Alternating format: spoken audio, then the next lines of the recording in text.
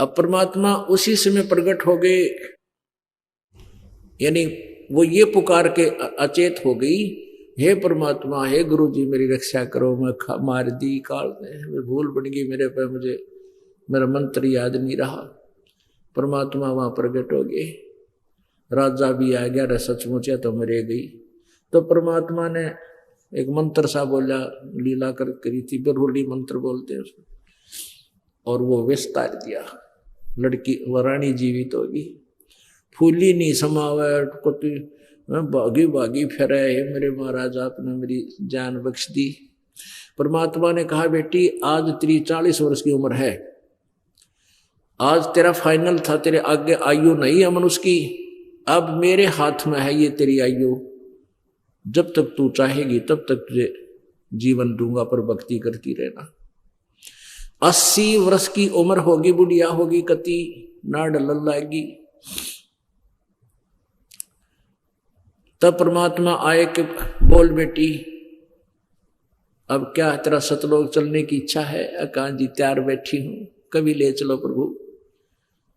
तेरा किसी में ममता तो नहीं है, पोते में, पोती में, दोते में, दोती में, कार या कोठी में, पति में, बेटे में, जब इतनी भी इच्छा रहेगी ना तू वहां नहीं जा सकेगी। अंदरमती कहने लगी, भगवान आपने ज्ञान ही सा दे रखा है, कति निरीक्षा कर रखी हूं, और जब इच्छा रहेगी जन्म होगा महीने का कुतिया बन का आगे कड़मा मारेंगे लठिए। तो परमात्मा बोले, बेटी बात तो तेरी सारी सच्ची है, ठीक है भक्ति कर, तुझे ले चलूंगा मैं अपने हिसाब से। 1-2 दिन के बाद परमात्मा आए, रानी को दिखाई दे रहे, उनका शरीर से निकाल ले गए सूक्ष्म शरीर में। अच्छा, उससे पहले रानी बार बार कहा करती थी कि हे गुरुदेव मेरे पति ने समझा दो। उस बीच बीच में परमात्मा को रानी कहा करती थी इंद्रमती, मेरे पति ने समझा दो। यू बोला आदमी है अच्छी आत्मा का, पर मानता नहीं भक्ति को। अब अपने पति की पत्नी को बहुत चिंता होती है, क्योंकि विशेष रिलेशन होता है। ऐसे ही पति को अपनी पत्नी की होती है। जब पति ने नाम ले रखा, ज्ञान हो गया समझ में, वो न्यू सोचेगा यह भी बोली भक्तनी भी आ जा, किसी प्रकार इसका कल्याण हो जाए, नाम ले ले। और पत्नी ने ले रखा है तो उसकी पहली ये होती है कि मेरा पति भी नाम ले ले, इसका कल्याण हो जाएगा। क्योंकि अच्छी वस्तु स्वयं मिल जाती है तो अपने पति या पत्नी को आदमी सहयोग देता है, उसमें शेयर करता है। तो परमात्मा कबीर जी कहते थे उस चंद्र विजय को कि राजा नाम ले ले, भक्ति कराया करो। तो वो कहता था, जी आपके तो नियम बहुत तगड़े हैं, मेरा अपना नियम है, मन तो पार्टियों में जाना पड़े, बड़ा गुट्टी छुट्टी लानी पड़े, राजाओं के पास में साथ मीटिंग होती है, तो मेरे इतना नंबर। बाकी तेरी चेली ने मैं नटता ना, ये कितना धर्म करो, कितना पुण्य करो, और किसी तरह भंडारे लाओ, मैं इसको मना नहीं करता। कबीर परमेश्वर जी ने कहा कि करुणामय जी ने कहा कि राजन ठीक है, पार्टी में जाना कोई मना नहीं करते आप, हम आपको किसी मीटिंग में जाओ, कोई कार्यवश जाना ही पड़ता है, तो वहां गुट्टी क्यों लावे, काजू खा ले, किशमिश खा, सेब खा, संतरे खा, खीर हलवा खा, पूरी खा, इस जहर ने क्यों पीवा तू? बोलो ना बस महाराज मैंने ना कहे। दूसरी तीसरी बार जब परमात्मा ने फिर उसको कहना चाहा, रानी की प्रार्थना से चंद्र विजय ने बोला, बाबा जी मेरे ताई आज के बाद भक्ति के बारे में मत बोलना, और तेरी रानी ने मैं मना नहीं कर, तेरी चेली ने मना नहीं करता, चाहे कितना भंडारा करे, चाहे सारा खजाना खाली कर दे, ये मेरी अंतिम आदेश है, मेरे ती भक्ति के बारे में मत बोलना।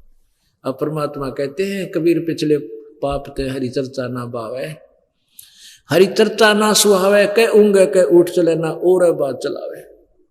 तुलसी पिछले पाप ते हरि चर्चा ना भावे, जैसे जबर के बेग ते भूख पैदा हो जावे। जिसके पाप गणे बढ़ जाते हैं उसको पापों का प्रभाव इतना जबरदस्त हो जाता है उस प्राणी के ऊपर, जैसे बुखार मलेरिया बुखार वाले व्यक्ति को जबर जिसका हो जाता है उसको रोटी अच्छी नहीं लगती, मनुखा दाल किशमिश भी कड़वी लगती है। ना किशमिश कड़वी है, ना रोटी कड़वी है, ना मनुखा दाह कड़वी है, ना सेब कड़वी है। उसके बुखार ने शरीर की व्यवस्था ऐसी खराब कर दी कि उसने मीठी वस्तु भी कड़वी लगती है। तो ऐसे ही जब पाप बढ़ जाते हैं प्राणी के, राम नाम की मनुख खाता उसने कुनीन कैसी लगे, लेकिन उसका इलाज भी यही है कि रह रहकर उस कुनीन कड़वी होती है, रोग काटने के लिए कुनीन ही खानी पड़ती है, न चाहते हुए भी फांका मारना पड़ता है। ऐसे ही इस परमात्मा की चर्चा ना स्वभाव है तो भी बार बार सुननी ही चाहिए। ये कुनीन का काम करेगी और रोग काट देगी, पाप नाश करेगी। लेकिन राजा ने ये बैन ला दिया कि मेरा आगे चर्चा ना करना। ठीक है भाई, कोई बात नहीं। अब रानी को ऊपर मानसरोवर है कि यहां पर इस काल के लोक में, उस मानसरोवर पर छोड़ दिया। वहां मानसरोवर में स्नान कराया जाता है, वो लास्ट शरीर वहां छोड़ा जाता है, कैवल्य शरीर होता है। फिर ओरिजिनल शरीर आत्मा का उसको प्राप्त हो जाता है। तो वहां कहा कि बेटी अब तू बता दे, तेरे मन में कोई इच्छा तो नहीं है। अब इंद्रमती कहती है महाराज वैसे तो आपकी ने ऐसा ज्ञान दे दिया, मुझे कोई इच्छा नहीं। ना बेटी फिर भी बता, परमात्मा चाहो थे अपने मुंह तो कह दे एक बार। उनको तो मालूम था कि थोड़ा रह रहा कचरा। नो बोली जी ना बता कोई बात है तो। नो बोली जी और तो मैंने कोई ममता कोई ना, मेरा पति है ना बहुत अच्छा आदमी था, बहुत अच्छा व्यक्ति राजा, मेरे को कभी मना नहीं किया, कितना मैंने दान किया, कितना भंडारा कर दिया, और आप भी मुझे उसी के कारण मिले हो। नहीं तो आजकल के पति से निकम्मे हैं, अपनी पत्नी ने झाखड़ भी ना दे बाहर की तय, ना गैर पुरुष ने घर में आन दे, और मेरा पति बहुत बढ़िया था। हे गुरुदेव उस पर भी दया करते वो पार हो जाए। परमात्मा बोले बेटी मन मन में सोचा तो तेरे आज्ञा में कितना रो लिया उसने, कब मैं न मानता ही नहीं, ये क्यों करके करूं। नो बोला फिर तू आना 2-4 वर्ष याद रहे इस मान सरोवर पर। अब परमात्मा जान गया कि यह भी कमजोरी है, अब यह कह जरूर से समार के बात न, पर यह भी कमजोरी है। एक बुढ़ा आदमी था बुजुर्ग, और डॉक्टर के पास चला गया। डॉक्टर जी से कहा कि डॉक्टर जी मेरे जो ना शर्म में दर्द रहे से। डॉक्टर ने देखा अस्थिपिंदर साहब रहा बुढ़ला कति कमजोर। ने बोला बाबा कमजोरी है बुजुर्ग, या कमजोरी है यानी वीकनेस है तेरी बॉडी में, बूढ़ा शरीर है। बोला अच्छा, मैं उठूं होना जब खड़ा होता हूं चक्कर आता है। डॉक्टर बोला भाई कमजोरी है। ने बोला जी मेरी पिंडिया में भड़क रहा है, पिंडलिया में। डॉक्टर बोला कमजोरी है। अब बूढ़ा बोला तो डॉक्टर है गम चक्कर है, कि में भी कमजोरी है तो यही बात जाना है और कि जानता है कोई ना। अब डॉक्टर बोला बाबा यह भी कमजोरी है, क्यों कमजोर आदमी ने गुस्सा गणाया करे, छो आया ना तुमने, ये भी लक्षण कम वीकनेस के हैं। परमात्मा कबीर जी कहने लगे उस लड़की के बारे में, सोचने लगे इंद्रमती के में कि अब ये कह रही है ना मेरा पति ऐसे ऐसे आ जाए तो बहुत अच्छा हो, तो यह भी कमजोरी है इसमें, या पार होना दे इसने। परमात्मा ने बोले मैं जाता हूं, पर क्या हुआ। कबीर जी ने कहा कि बेटी अब वो लगभग 90 वर्ष का हो चुका है, अब उसकी मृत्यु होगी और उसकी वो दुर्गति होगी, देखेगा उसको जनता देखेगी। अब राजा क्या हुआ, रानी की मृत्यु के 1 महीना लगभग कुछ दिन पश्चात वो राजा बाहर से आया, हाथी से नीचे उतरा और चौक में आते ही चक्कर आकर के गिर गया, अचेत हो गया। अब वो टाइम आ गया उसकी टिकट कटने का। परमात्मा कहते हैं तू जाने मेरी ऐसे निभाएगी, ये तो हरदम लेखा भरना रे। परमात्मा कबीर जी की वाणी में है कि तूने सोचा मेरे ने ठाठ रहेंगे, क्योंकि अच्छे घर में भी सुख है, पैसे भी हैं, घुट्टी लाने भी पूरा व्यवस्था है, तूने सोचा ने ठाठ रहेंगे, ये तो तेरा समय इतना है, संस्कार तो तक रहोगे और फिर यह मृत्यु होगी, सदा नहीं रहेगी ऐसे ये ठाठ। वैसे तो जैसे बालक है फिर युवा हुआ, जवानी भी सदा नहीं रहती, फिर वृद्धावस्था आती है और वृद्धावस्था तो फिर जी क्या झाड़ हो जाता है। तो परमात्मा कहते हैं कि सदा नहीं निभाएगी ऐसी, तो सोचा मेरी ऐसे निभाएगी, हरदम लेखा भरना रे।